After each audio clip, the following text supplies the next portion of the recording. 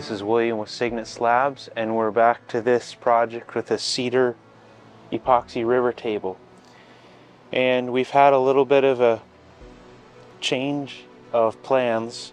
As you can see, we have all of this cracking here in the middle, and that does not go all the way through to the bottom, but through the top 1-inch layer of our epoxy. So in my mind, this project was partially for a demonstration for this video, but partially also I was experimenting with the deep pour epoxy, especially the super clear liquid glass, to see how it would function in the heat. So here in East Texas, we're just ending our springtime. It's kind of going into summer, and we have 80, 85, 87 degree days. And in this facility here, it gets hotter than that during the daytime, up in the 90s. And heat affects the epoxy, so, and especially the deep pour epoxies. So just a little explanation of that. When you mix a large quantity of epoxy and it's all together, either in a bucket or in a mold like this, and you have a thicker layer than like that, you know, an inch or more thickness, when it's reacting, there's a chemical reaction with the epoxy that hardens it, and that chemical reaction makes heat. And when you have a large amount of epoxy, that heat builds up, and you have to have a cooler room, closer to room temperature or below, to dissipate that heat.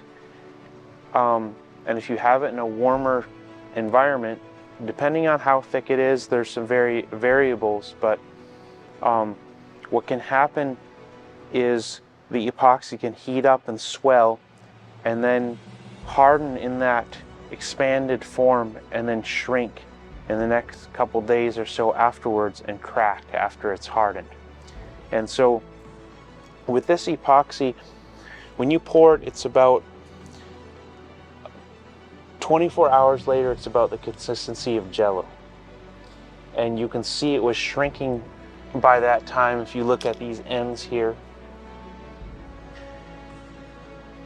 And about 24 hours after that, the second day, it's about the consistency of soft taffy.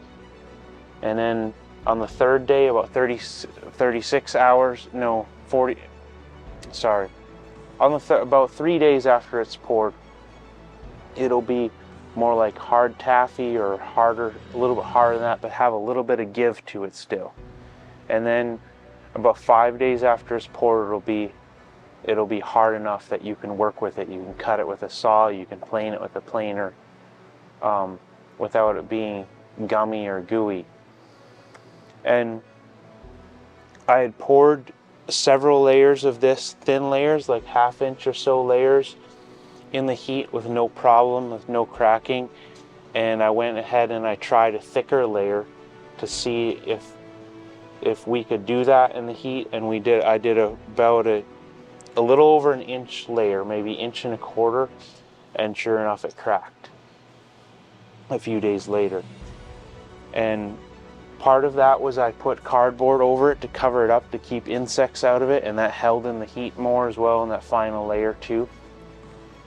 So what we're going to do is we're going to fill in these cracks with epoxy, and we're going to color it bronze to make it stand out a little bit and emphasize that. We're going to take advantage of the patterns here with the cracking and highlight or accent those to see what we can do with this. So that's what we're doing this morning. I'm going to mix about 1 quart of the super clear deep pour epoxy and use this metallic bronze pigment, and we're going to pour it in there and see what happens.